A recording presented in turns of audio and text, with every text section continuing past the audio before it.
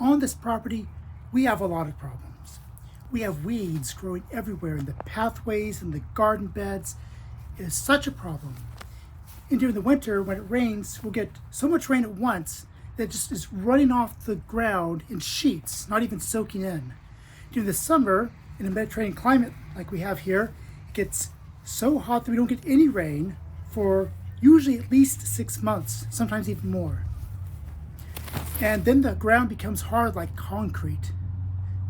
And these are good things, because in permaculture, the problem is the solution, or at least the opportunity.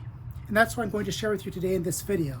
I'm going to share with you some examples, my approaches to it, give you the examples with erosion, chick manure, weeds, my voice, which is hard to understand, and also there's a related topic about a gift. And I'm going to get into that, and there's something came up, and I'm going to get into even more than that. So buckle up, this is going to be quite the ride. The question I like to ask when I come across a problem is, what other problem does this problem solve? To give you the example, in the permaculture class I took for our final project, we actually included what I just said about all these problems, and that's good because the problem is a solution. In that case, one of the big problems was erosion. There's a lot of erosion caused by water flowing down the steep slopes in the property. In that case, we realized, well, this is caused by water. Another problem in this area, as at my home, is drought. We get droughts during the summer. It's a Mediterranean climate. We don't get any rain for a long period of time. So we thought, what if we could capture that water that's coming down and causing the problem? What if we could capture that and then be able to use it later on during the dry season?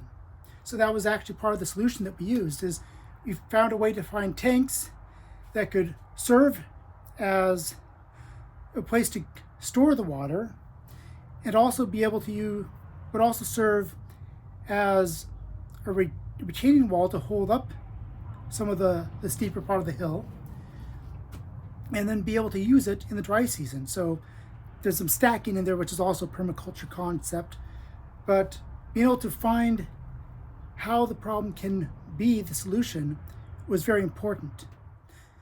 The next problem I want to discuss is the deal with chicken manure. Many people are getting chickens to produce eggs, for meat, for other things that they provide, and they produce a lot of manure, and that manure is very hot. It can be used in the garden, but you really have to let it cool down quite a bit first. In my case, I use it for composting. There's part of a compost pile there. It's up to close to 90 degrees right now. But I need that hot chicken manure to be able to heat up the compost pile and get it going. So that's very important. So the problem of all this excess manure that can kill plants, I'm actually using to heat up the compost pile so it performs well. And I can also store some of the manure and use it later on. As I mentioned at the beginning, weeds are a big problem here.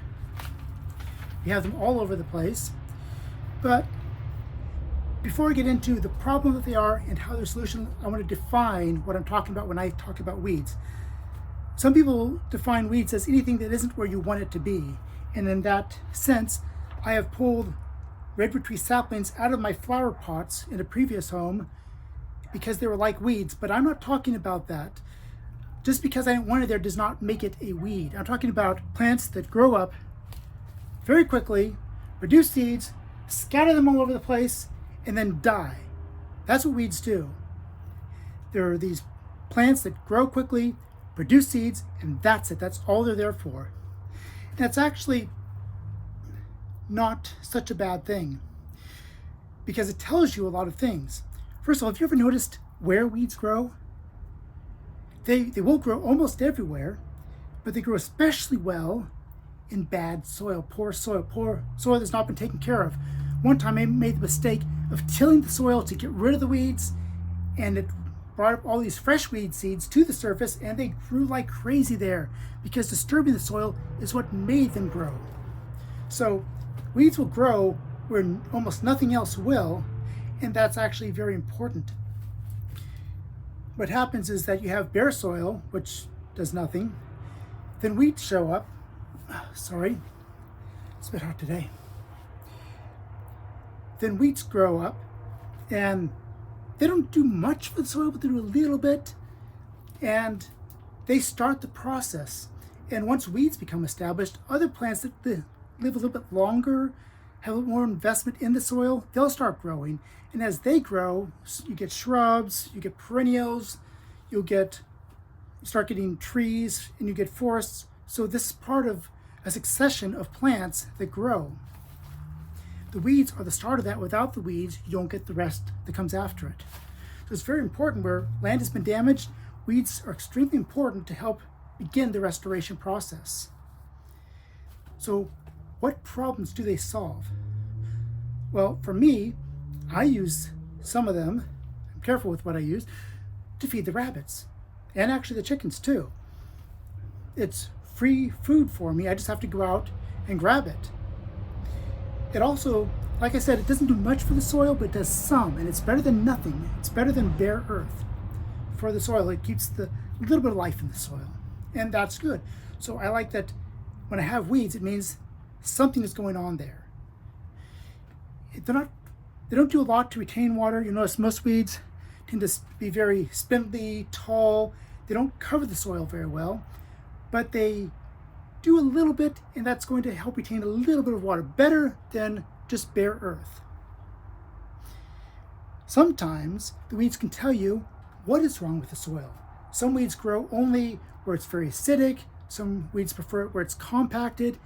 It can tell you where there's poor drainage or too much drainage. It lets you know what is going on in that soil. And for me, what I really like them for, most of all, is as a placeholder. I'm going to be planting stuff throughout most of the property at some point, but the weeds are doing more than the bare earth would, so I'm glad they're there until I have time to take them out and put something I want there.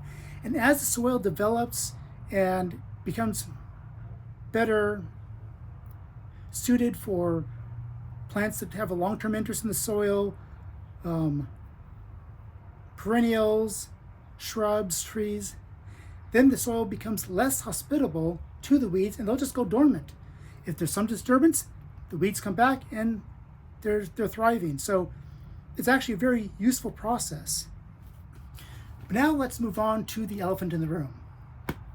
Me, my voice. It is very hard to understand. I'm working really hard to be understood, but I recognize that I have a weak voice. It has very little range. I'm not even sure if I could even get a whole octave out of my voice, but I have little range and very little power. When I try to shout or use my voice a lot, it actually disappears. I will lose my voice and I'll be whispering. I'll be whispering like this. And that is even worse. So I recognize that I have these problems. And it gets worse.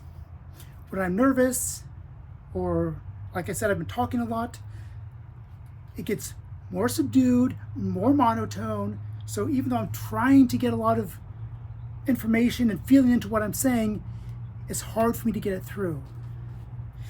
But there's more. In addition to my voice being weak, I'm an introvert. I like to just leave me alone and let me get my work done.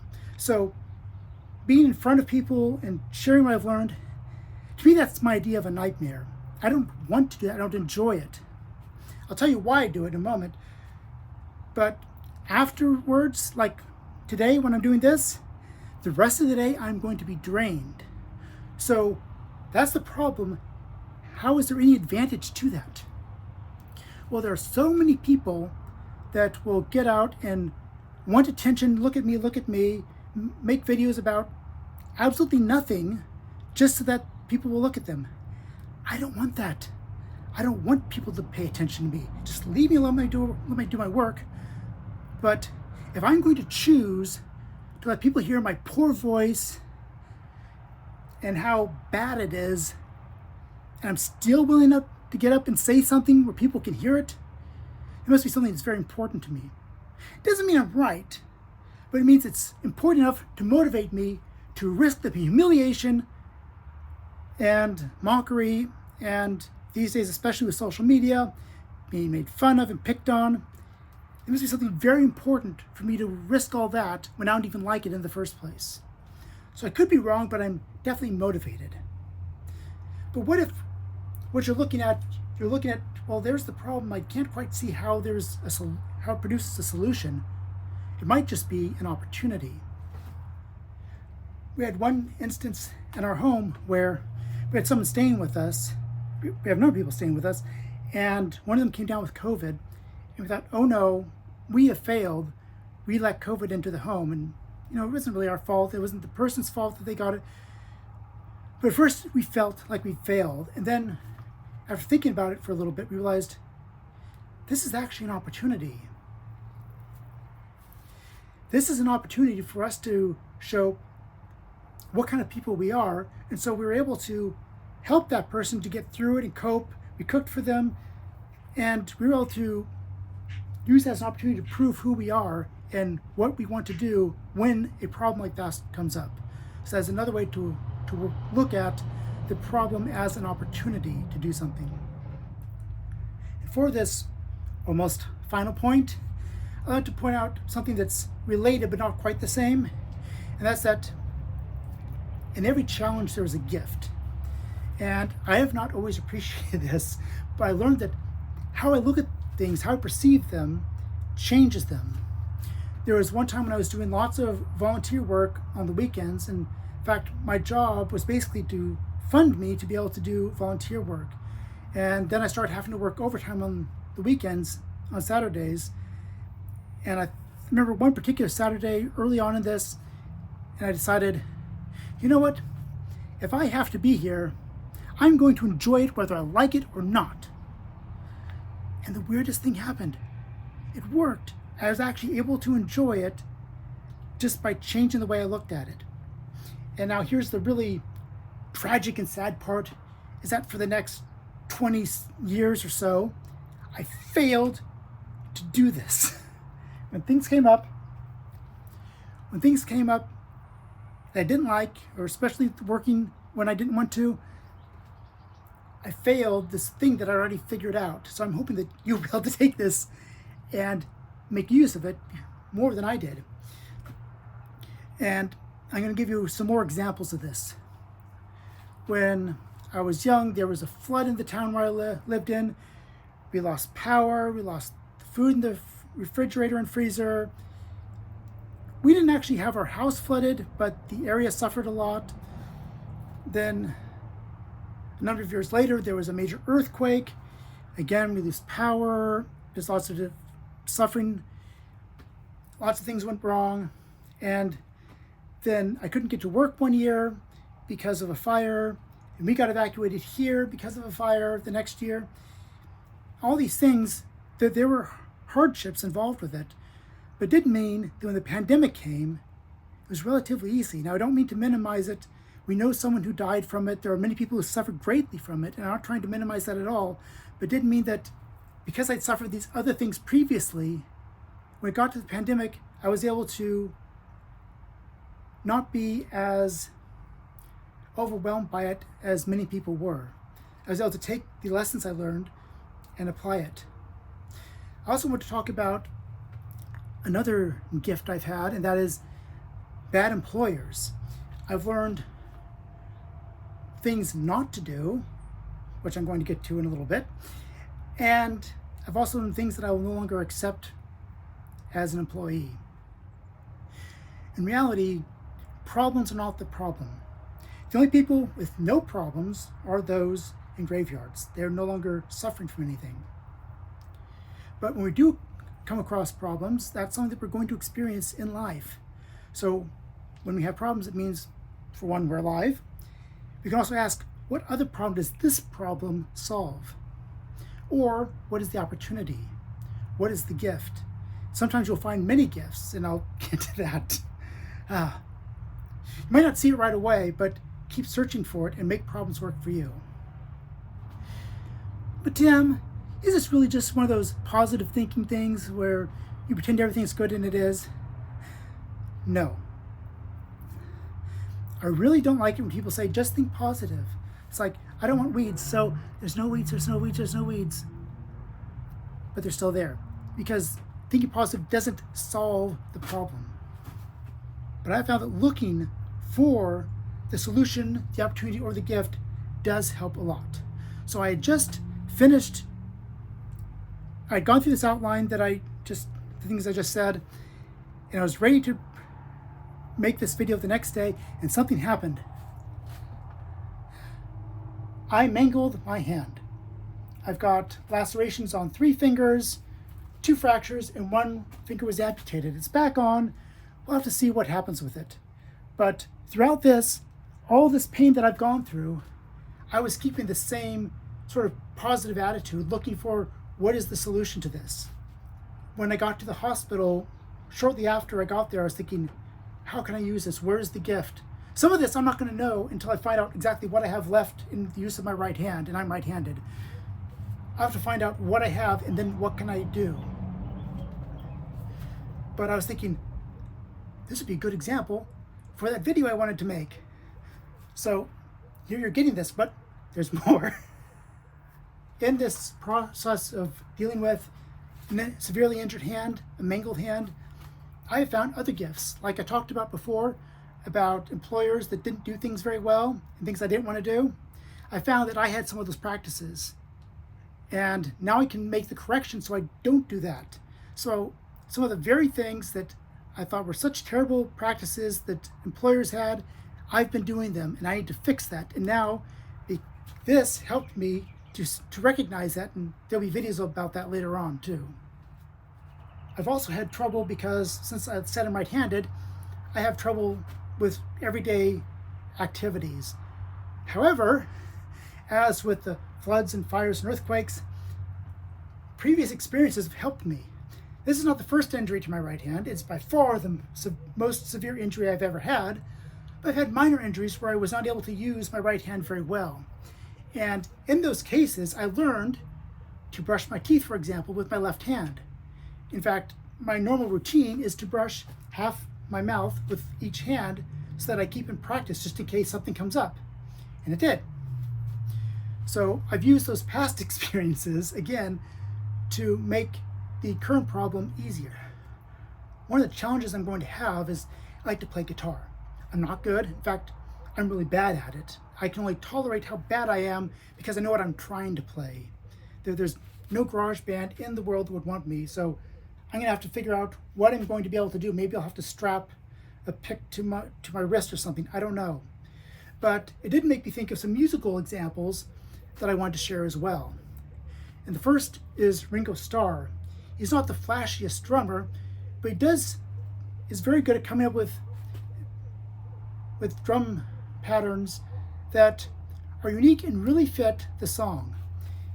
And when drummers try to play him, they often will come across the problem where some of them is actually quite hard to do. I'm not a drummer, so I can't speak from personal experience, but I've seen videos by people who are, say that that's actually hard to hold that rhythm for that long, or to even do that.